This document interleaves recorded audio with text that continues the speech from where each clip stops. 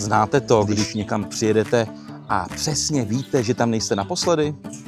Tak to je případ i rokový stodoly v Horních Dvorcích. Některá místa mají prostě zvláštní kouzlo. Těšíte se na cestu, těšíte se na lidi a víte, že večer bude stát za to. Máme tady bubeníka z České filharmonie, máme tady Péťu Vondráčka, rock'n'rollovýho mága a klavíristu, máme tady filmového a televizního režiséra Jakuba Werenberga, který hraje na basu.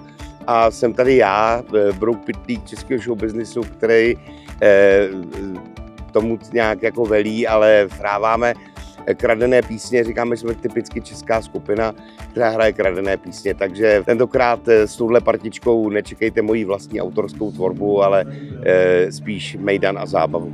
Hraju si písničky co se týče štěstí. Jsem se posledů. Kouzelný tohle. Teď, je skoro půl. Dokonalé místo, poctivé, nejen sírové dobroty a koncerty, které mají neopakovatelnou atmosféru, protože jste hudebníkům doslova na dosah ruky. Přišla zase sezóna a s tím i řada koncertů, který pořádáme u nás na farmě. Zrovna teď tady probíhá koncert s Alešem Hámou a jinak se můžou těšit potom na Lauru a její tygři, Anuka nebo například 100 zvířat. Já si tady v loni s mojí kocouří rodinou užil dokonalý koncert Mňágy a Žorb a jak můžete vidět, i letos to tady bude samé hudební eso. Tour se jmenuje Stigma Kreténa.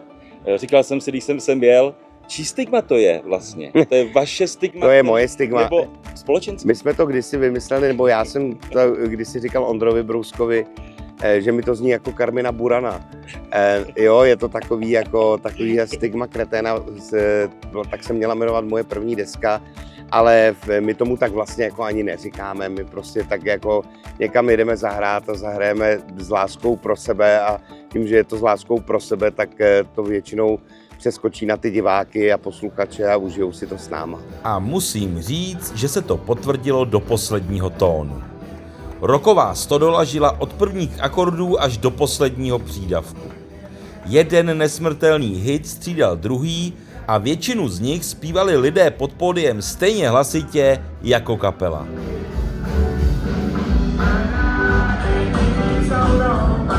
Kdybyste měl říct divákům, co vlastně můžou čekat? Všechno vysvětlím.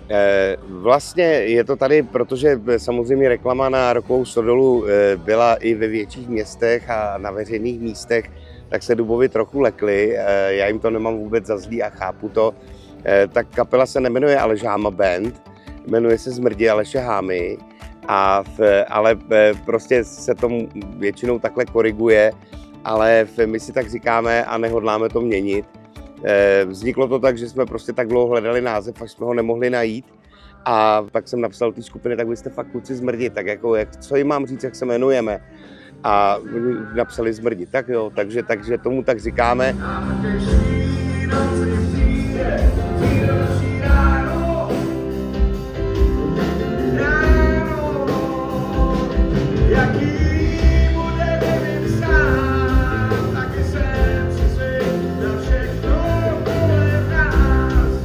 Aleš Háma je pro mě stělesněním humoru, nadsázky a ironie. Ale jaký by asi byl hospodář a co by ho případně nejvíc bavilo? Já určitě péče o zvířata, to by mě bavilo hrozně, no. Práce rukama a pak zpracovat to zvíře tak, aby ta smrt nebyla zbytečná, zpracovat ho opravdu, jak se říká, od ocasu až po čumáček. Je to strašná dřina.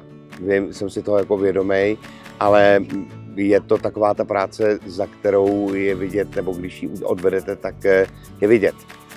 A to je ta největší odměna, si myslím si pak večer sednout a dát si pivo a říct si, tyjo, tak tohle je za mnou. Z Alešových slov je jasně cítit, že venkov nevnímá jen jako kulisu české krajiny. Má respekt k lidem, kteří na něm pracují a moc dobře si uvědomuje, jak důležitou roli farmáři v našich životech hrají. Jsou společensky strašně jako zásadní a důležitý. Každý, kdo se stará o byť malinkatý kousek této země, dělá záslužnou činnost a je ještě neuvěřitelný, že když to dělá někdo s takovou láskou, jako to dělají Dubovi, tak jim sluší smeknout a poděkovat jim. Chápu, že jim to nepřijde, pro ně je to každodenní rutina, ale my na tu krajinu dost dlabeme a tak je úžasný, že jsou tady lidi jako Dubovi, kteří se starají, aby ta půda fungovala tak, jak má fungovat. Krajina, aby v ní byla voda, aby se spásilo to, co se spásat má, aby se nesekalo, když je sucho a tak dále.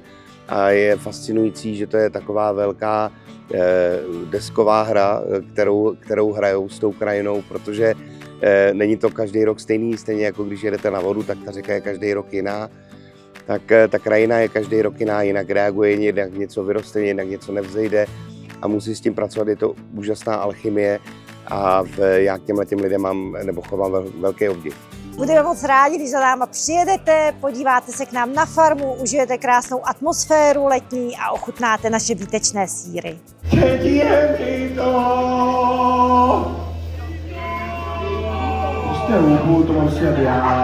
Jsou koncerty, na které si po čase ani nevzpomenete. A pak jsou večery, které ve vás zůstanou ještě dlouho.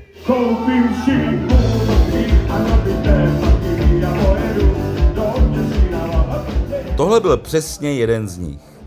Spojení nádherné přírody, venkovské pohody, skvělé muziky, poctivého jídla a pití a lidí, kteří umí vytvořit neopakovatelnou atmosféru. Právě proto se do Rokové stodoly lidé vracejí znovu a znovu. A myslím, že byste ji měli zažít i vy. Město se tváří, že je to nejdůležitější, ale ty chytrý lidi ve městě si uvědomují, že ten venkov dělá tuhletu společnost. Ten venkov utváří krajinu a sociální vazby. A tak si myslím, že lidi z města by se měli přezout do nějakých starších bod a vyrazit se touhle venkovem, protože je to nesmírně obohacující věc. Děkujeme za pozvání. Mějte se krásně, ahoj. Krásný léto.